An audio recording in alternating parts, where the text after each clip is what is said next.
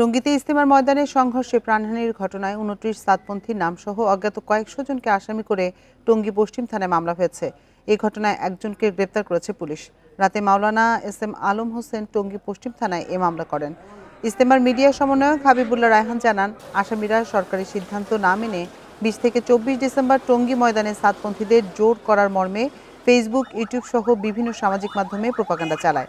এর মধ্যে মামলার প্রধান আসামি সৈয়দ ওয়াসিফুল ইসলাম ও ২ নম্বর আসামি আবদুল্লাহ মনসুর চিঠি ও ফেসবুক লাইভের মাধ্যমে উস্কানিমূলক বক্তব্য প্রচার করে।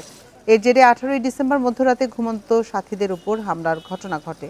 বুধবারের ঘটনার জেরে ইজতেমা ময়দান ও আশপাশের এলাকায় সেনাবাহিনী, র্যাব, বিজিবি সহ আইনশৃঙ্খলা রক্ষাকারী বাহিনীর সদস্যরা মোতায়েন রয়েছে।